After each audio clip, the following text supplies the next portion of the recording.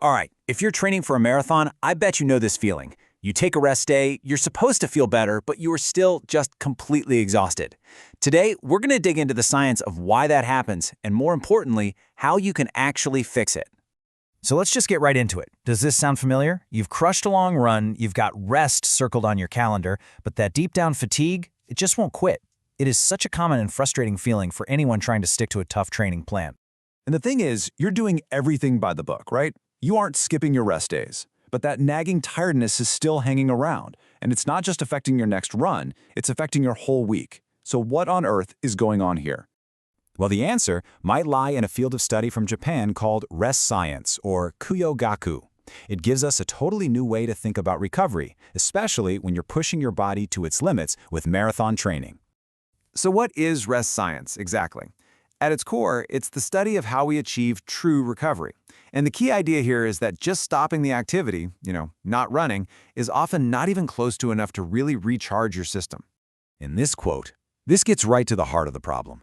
There's a massive difference between passively resting and actively recovering. And if you're only doing the first one, you're risking things like brain fatigue and an out-of-whack nervous system, which can totally sabotage your training. Rest science tells us that true recovery is actually built on 3 essential pillars. And honestly, understanding these is a complete game changer for any runner. So let's break them down. First up, we've got the one we all think we know, physiological rest. This is all about letting your body physically recover from all that pounding on the pavement.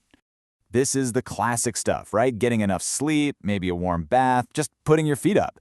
And these things are absolutely crucial for repairing muscle damage. But, and this is a big but, for a marathoner, this is only 1/3 of the recovery puzzle. Okay, pillar number 2 is psychological rest. This is all about giving your mind a break. And for us runners who are constantly obsessing over pace, distance, and nutrition plans, this one is a really big deal. Now, notice that psychological rest isn't passive. It's an active process of connecting with people, talking with a friend, socializing, venting about how tough that last tempo run was. Think about it. If your body is resting, but your mind is still stressed out and isolated, your focus for that next long run is absolutely going to suffer. And that brings us to our third and final pillar, social rest. And in our always connected world, this one might just be the trickiest one to pull off.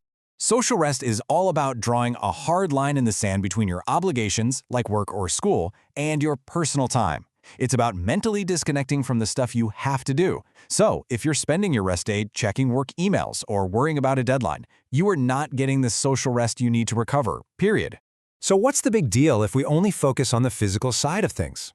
Well, this invisible fatigue, the kind that comes from a lack of mental and social recovery, can create a really nasty downward spiral for runners. A classic sign of this is what's known in Japan as Sazae-san syndrome. You probably know it as the Sunday scaries or Blue Monday. That feeling of dread when you think about the week ahead. That is a massive red flag that you did not truly recover over the weekend. And here's a perfect example of how this vicious cycle plays out. You feel mentally drained, right? So you drink more coffee to get through. But that caffeine leads to shallow sleep and a higher resting heart rate. Then your training quality drops, which makes you even more tired. And the cycle just keeps going. Sound familiar to anyone? And this right here is the absolute bottom line for any marathon runner. A long run isn't just a physical test, it's a massive mental challenge that requires hours of focus.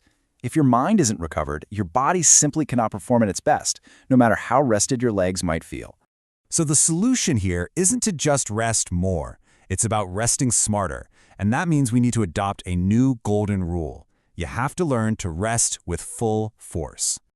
This slide just lays it out so perfectly. Look at the difference between lazy rest and full force rest.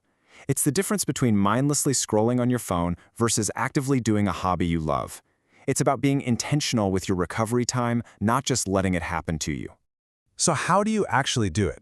Well, it's about making deliberate choices. Set a hard rule for yourself. No work email. Break your normal routine and go on a day trip. Do something that has absolutely nothing to do with running or your job. And don't forget that psychological pillar. Talk to someone and connect. Look, the big idea here is that you have to treat your recovery as an active part of your training. You have to build boundaries. You have to create a clear separation between your training life, your work life, and your rest life. That is the secret to true recovery. That's what we've got for this explainer. And as you head into your next rest day, I'll just leave you with this question. Is it going to be just a break, Or will it be a true, full-force recovery? For your marathon journey, the answer to that question could make all the difference.